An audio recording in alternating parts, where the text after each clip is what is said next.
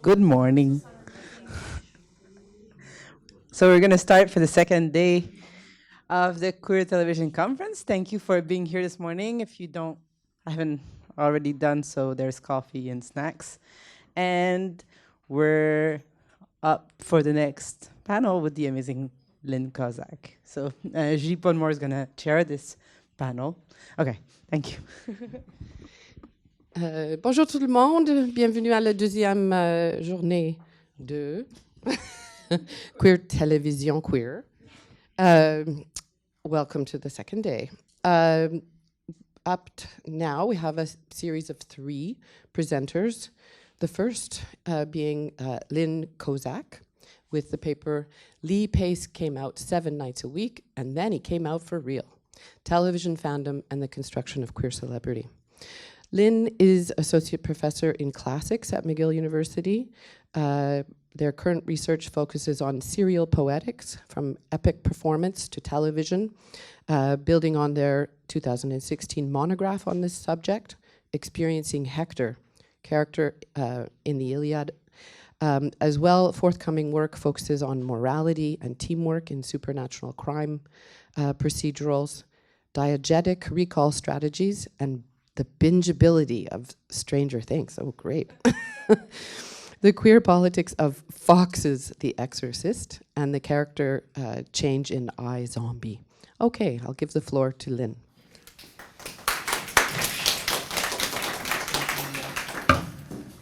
Thank you so much, and I want to thank especially Joël and Marta for organizing. So this is a bit of an all-over-the-place paper, and it's more of the beginning of something than the end of something, so I appreciate your patience and especially your feedback, because this is a new discipline for me in terms of, media studies is still fairly new for me, but also thinking about celebrity and fandom is particularly new for me. So the title I've used comes from a New York Times article from last year that was a kind of aftermath discussion of Lee Pace coming out, and him coming out 7 nights a week actually refers to his role as Joe Pitt in Angels in America on Broadway, who is a character who comes out on stage.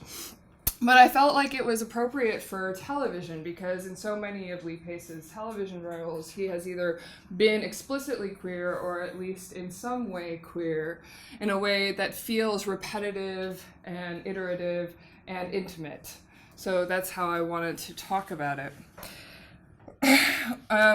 When we talk about queer television, right, Davis and Needham say viewers' experiences of television as queer are prolific, difficult to chart or contain because of their often personal and idiosyncratic nature. So let the idiosyncrasy begin. I'm going to start with the moment, and then I'm going to work backwards, then I'm going to come back to the moment, and then we're going to talk about it. So there's this television moment that happened in season 4 of AMC's *Halt and Catch Fire*, where I kind of peaked as a queer audience member and was like, ah! Here it is!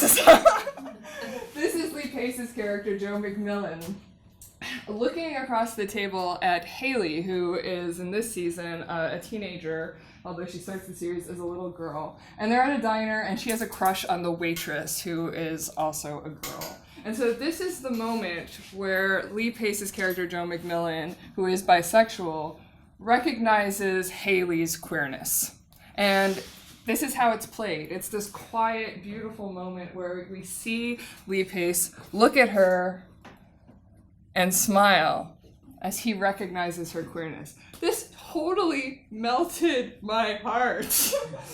And the craziest thing, and this also talks a little bit about the platform and the intimacy of the platform, is that I actually took these screenshots when I was watching this episode because I couldn't bear this moment. I actually went back and was like, just look at this moment that he recognizes it.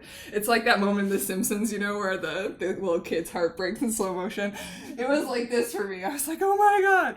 And in this moment, I was like, Joe McMillan is queer, and he sees that Haley's queer, and Lee Pace is queer, and I'm queer, and we're all queer together. And it was like this, like, moment, right? But of course, Lee Pace wasn't actually out. So this began my queer fandom detective hour, or how I decided that Lee Pace was definitely queer before he came out by going down a long transmedia rabbit hole. Because at this moment in season 4, I had already long decided that Lee Pace was definitely queer, okay, and that he was definitely influencing the character of Joe McMillan in his queerness.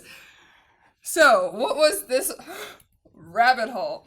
Now, Lee Pace has a converging queerness because he is a transmedia star, and when we talk about this, I think it's important because I'm going to come back to why I think the television context has kind of both channeled and offset his queerness.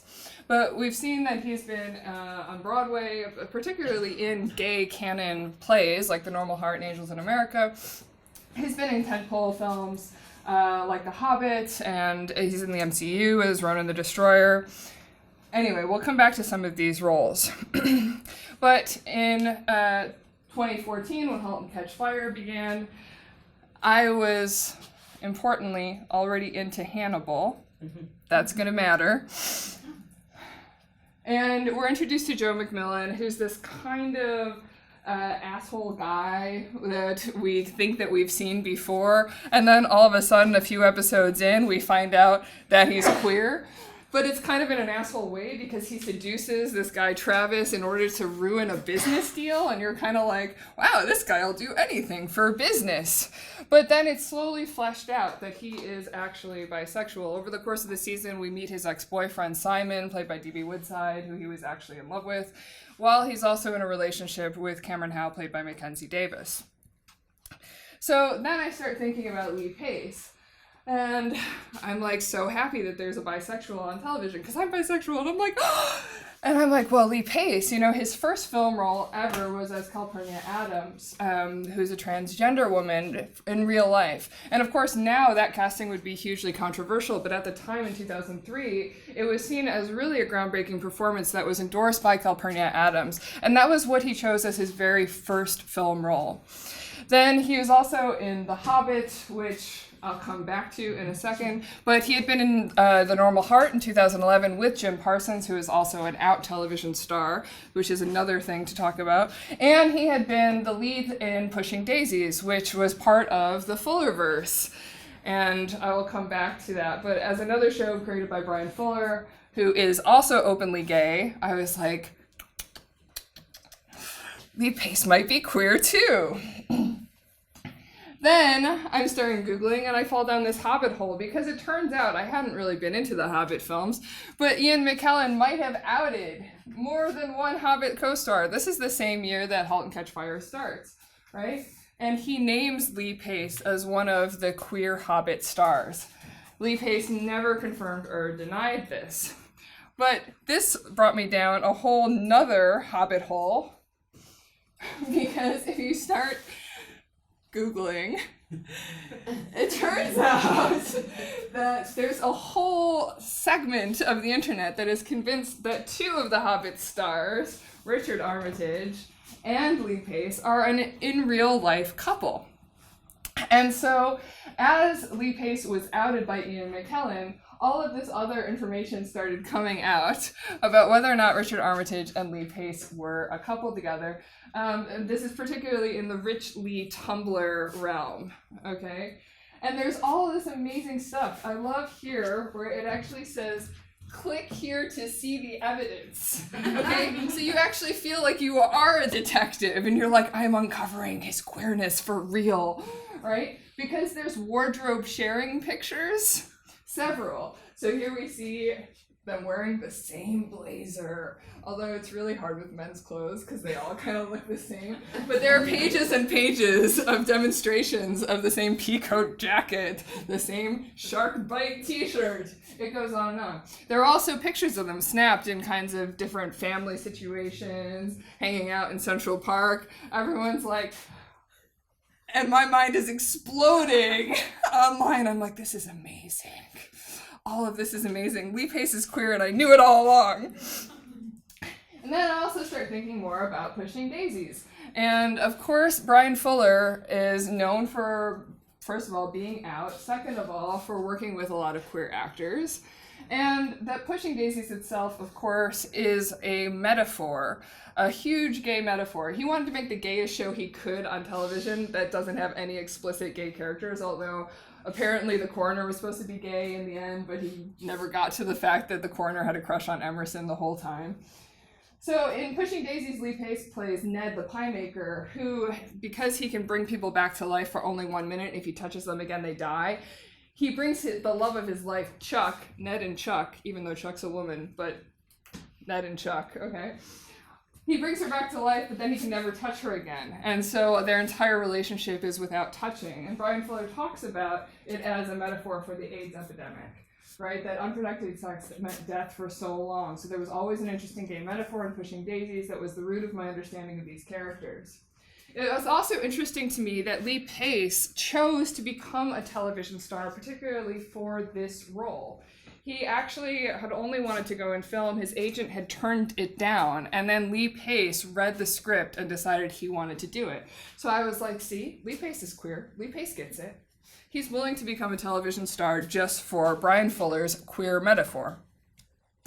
Then, because I'm also like such a fanable, I start going even crazier because I see that even in season 2, Brian Fuller's already talking about Lee Pace coming on and being part of the Hannibal world.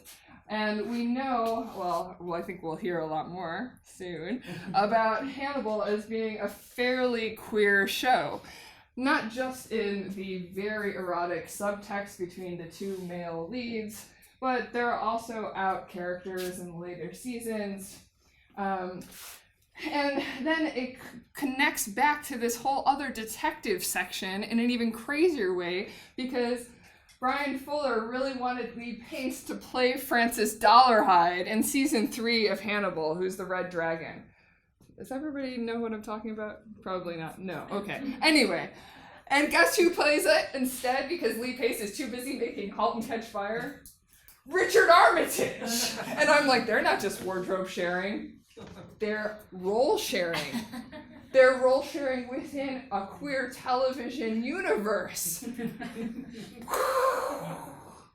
So I'm sure by now I have connected all of these dots. And then even all the way down line after *Halt and Catch Fire* ends, they're still talking about how they want Lee Pace to come back for season 4 of Hannibal and play Buffalo Bill, which in my mind would somehow revise the awful transphobia of Buffalo Bill's character, just the way that Brian Fuller revised the awful homophobia around Margot Verger from the book through Hannibal itself.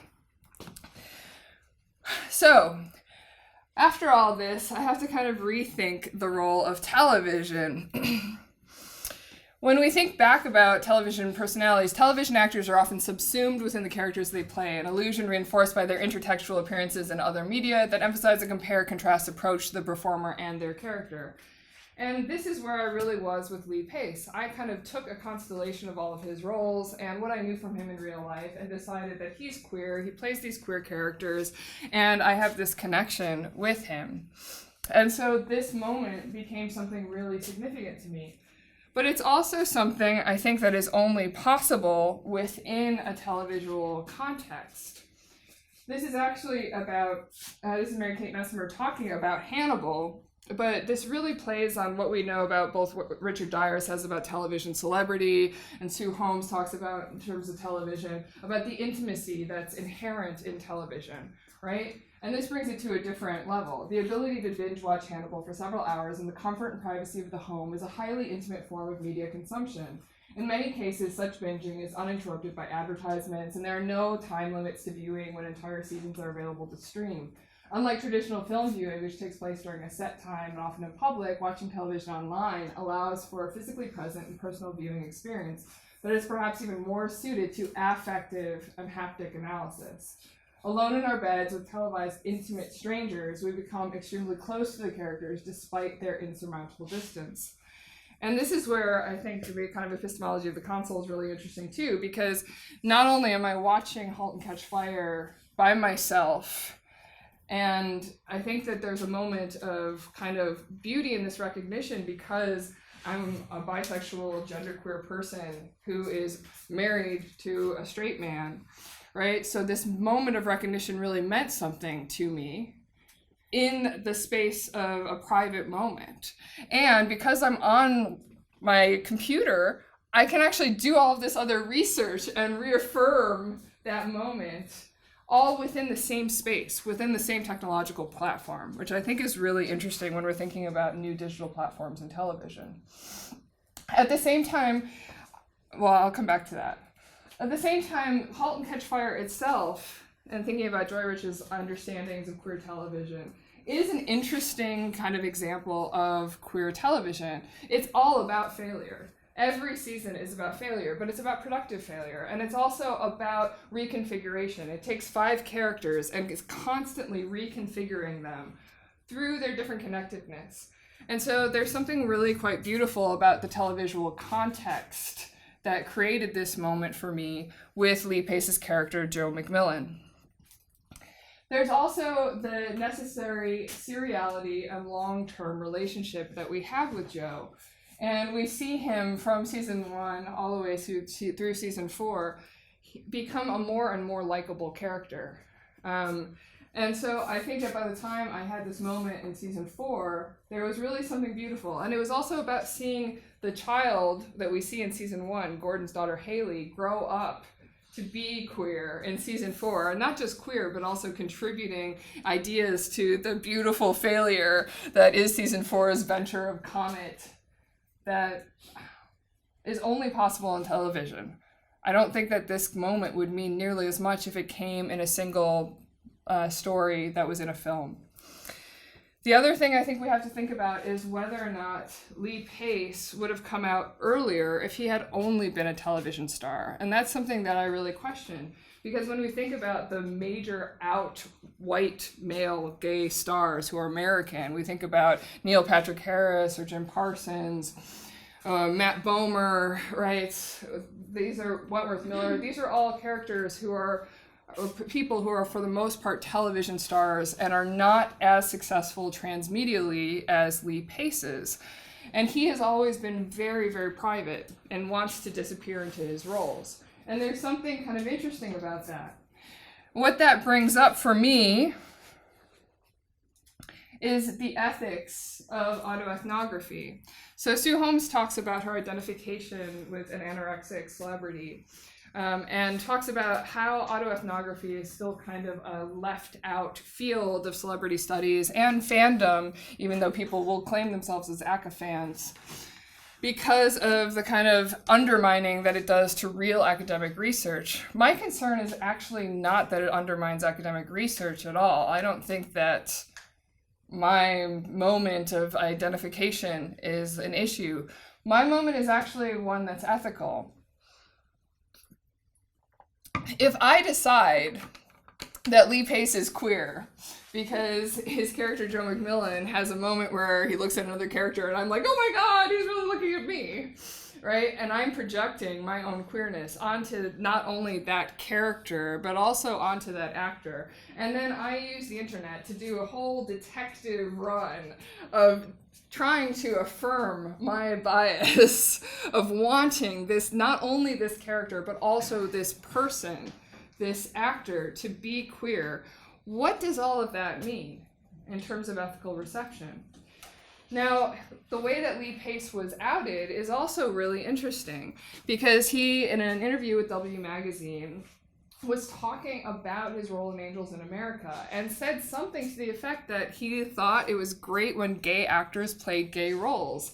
And then the interviewer asked him, well, are you gay? And he got flustered and said, I think that's an intrusive question. And then he said that he had dated both men and women. And then in the New York Times article that I took my title from, and this picture is also from, he actually kind of revisited it and talked about being gay, talked about his struggles with an agent who had actually left him after his first year in Hollywood because, possibly because of his being gay, talks about growing up being gay and trying to have shields up all the time. And there was part of me that was like, well, am I part of this intrusiveness? And there was a huge pushback against his use of that word, intrusive, right? Because there are huge swaths of people that think that it is a responsibility for celebrities to be out. And so then I was really wondering, like, oh my God, am I part of outing Lee Pace? And is this an issue? And then on the flip side of it, there was some part of me that was disappointed that he was out, because I felt in that moment of affect that I understood a secret about Lee Pace and Joe McMillan that only I could understand because I was queer. You know, like, as a queer person, we all have that moment where you're walking down the street or you're in any kind of just non-queer public space, and you kind of have a little moment of recognition. You have that understanding, like, oh, yeah, I'm queer in this space too, right? And there's that moment of, well, maybe I didn't want him to come out of the closet. Maybe I wanted him to be in the closet and have this kind of moment because that's what I wanted too. So this is really complicated. And I think that what it brought me back to is thinking about representation or recognition. When we talk about queer television, we talk all the time about what kind of representation we're looking for. And this is something that's always bothered me in Hannibal, something that I work on a lot. Because, of course, we don't actually have queer leads, right? They're sort of queer, sort of not. There's all this homoerotic subtext. But the thing that drives Hannibal home, I remember I went to Fannibal Fest, my first ever fan con, and I just asked somebody who was sitting next to me, why do you like Hannibal so much?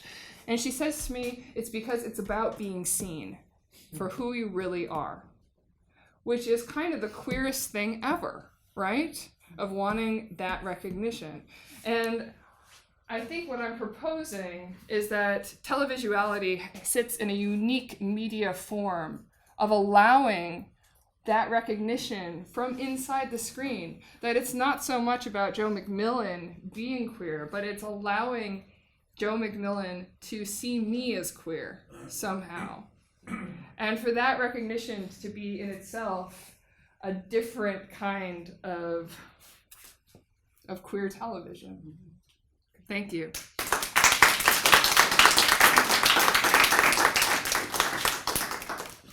Great, thank you very okay, it's not. I'm just kidding. Great, thank you very much. Do we have questions from the audience? From Joelle? Yeah, of course. It's so. Oh, sorry, I have a question. Go ahead. So we should talk later. I have lots of thoughts, but I'm only going to ask one of the questions because this is actually really fascinating, and but anyway, so what I was really fascinated by and about is really what was interesting about your talk was the first part of it. Well, the whole thing was interesting, but what really sort of set my antenna up is the idea of this queer fan labor. Yeah. That would, like, there was, in some ways, there was so much labor to sort of, on one hand, pick up these crumbs and put them together to make it into a crumb sandwich. That was really kind of fascinating to me. And I wonder, and so I was interested in that and sort of, the politics of casting, because I would imagine even as a transmedia celebrity, Pace was sort of really looking out for his ability to make money. Because if we look at, particularly in a US context, there's a handful of actors who come out and then still have somewhat viable career options. So I wonder if you could talk about sort of the logics of casting and queerness sort of as it sort of comes into this notion of both queer fandom and interpolation, and talking about Lee Pace, if that makes sense. Yeah, I mean, I think that I really started to get suspicious about it when I was thinking about televisual stardom versus transmedia stardom, because it does seem really apparent to me that, especially when we're talking about the most overrepresented members of the queer community in terms of the American context of gay, straight, white males, when we think about all those, the kind of famous gay, straight, white males, almost all of them are only television stars. And I'm not sure how or why that is, if it is because of television's ability to kind of be assimilated within a domestic sphere, that it kind of normalizes queerness in a way that big event films don't or can't. And then I was thinking about the fact that that now makes Lee Pace the only out man in the entire MCU cast, with Tessa Thompson being the only other person that I could think of. And so that's a really curious thing to think about as well, because that really talks about issues of masculinity as well. I think that in terms of America, we're still much more willing to accept a queer woman than we are a queer man. And that was one of the reasons why Joe McMillan was such a compelling character for me, because as someone who's bisexual, there's already so much bisexual erasure, but especially of men, right? Especially bisexual men are completely erased. And then even his identification shifting from saying I've dated men and women to I'm gay between two interviews in the same few months is another interesting one, you know, because it's a question of whether it's more acceptable to be gay, whether he actually identifies as gay. There's all kinds of questions in there. And then the casting within the Fullerverse is also interesting, because Brian Fuller, through Hannibal, so many of the supporting characters that he casts are out characters, like are out people like Cynthia Nixon, Eddie Izzard, obviously Scott Thompson, right?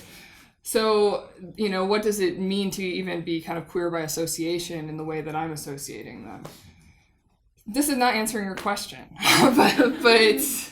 No, but it's actually, it actually does. But I'm really curious to see how this, or if this affects his career, because he's not someone, he's an in-between. He's not someone who's playing leads in huge blockbusters, right? But he is in huge blockbusters. And so he's a kind of in-between. It's not Tom Cruise coming out, but it's also not Neil Patrick Harris coming out, right? Right. Right, and I think that there's some sort of efficacy in sort of him being in that in-between space that allows him that latitude. Yeah, I think so as well. Yeah. Other question? Yes. Thanks, Lynn, for this great. I guess my question is about the viewing experience. It made me think a lot of the idea of a personal queer museum that you kind of built. Using the idea of imaginary museum that was used by Martin Lefebvre in talking about Psycho and his collection of other movies that make sense without any official canon or anything else, but at the same time based on very rigorous detective, as you say, operation on Google. And at the same time, you also mentioned the online viewing as a specific way of getting somehow closer to characters and celebrities. So I was wondering if you had something to say about this personal viewing and personal, which is not communitary. I think it's very interesting because we've talked a lot about fandom as a community experience in which we build this interpretation of a character as a queer character, etc. So what you're doing here is finding evidence, but doing it by yourself. Yeah. And is it queer? Because also I like the fact that you were kind of disappointed when your idea was... So this idea of being alone and doing this queer experience alone, kind of very touching, and you should say something about it. Me, the lonely queer. Yeah, it's interesting because I when I started this paper, I was going to talk a lot more specifically about fandom, or when I first got this idea. But my relationship with fandom is very tenuous. I don't feel like I'm actually in a fandom in any real way. So even though I'm a huge Fanable and I've gone to 2 Fanable fests, I feel very not in place there, even though the Fanable Fest is like one of the nicest, queerest, feminist spaces, safe spaces I've ever been in. And one of the things that's really interesting, I was also looking at fan and celebrity studies, is that everything was talking about wanting to meet the celebrity and this kind of obsession around meeting the person. I have no desire to meet these people. I don't want to meet them. I want that distance at the same time that I want this incredible intimacy. And so it's a tension that I have, and I think that part of that is about being alone, because when you're alone with that character and it's your relationship that you're developing, I mean, sometimes it's really nice to get to talk to other fanibles and like have someone get what you, but sometimes it's also really nice to just be like, this is my space where I go to love people who are not in my life, right? So I don't know. That's why I love the idiosyncratic idea of queer television, because I don't really feel like I fit in a fandom or that I'm engaging with fandom in ways that are being talked about in scholarship. Time for maybe 2 minutes for questions. Okay, go ahead. I had a question about Pushing Daisies. Yeah. Because I watched it a while ago as a very closeted queer Maggie, but I didn't read it as queer or anything. I was just fascinated with the sort of visual experience of it, Yeah. which is really neat and sweet and all that. Yeah. But I was wondering if, because I watched it so long ago, like if it felt to you queer when you first watched it, or if it was just more when you read about it. So Pushing Daisies is really interesting because I didn't watch it when it first aired. I actually watched it after I started watching Hannibal, because I was like, oh, my parents loved Pushing Daisies. My parents are definitely not queer. And they love procedurals of all kinds, and they really love the quirkiness of it, right? And I can guarantee you that my watching of Pushing Daisies was completely different than their watching of Pushing Daisies, because once you kind of understand aspects of gay culture, it's almost impossible not to see how camp it is. It's not to see the metaphors, the casting again. There's just so many layers of out gayness expressing itself in every way except saying I'm gay. So I would be actually really curious what your rewatching would generate.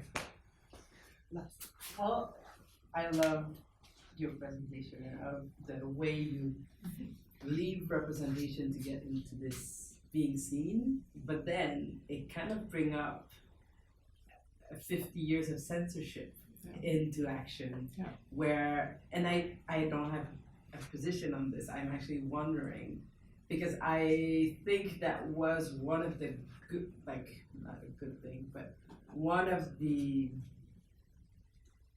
pleasure of a queer audience during under the censorship was to be seen through this exact same experience of being able to read the queer subtext in film.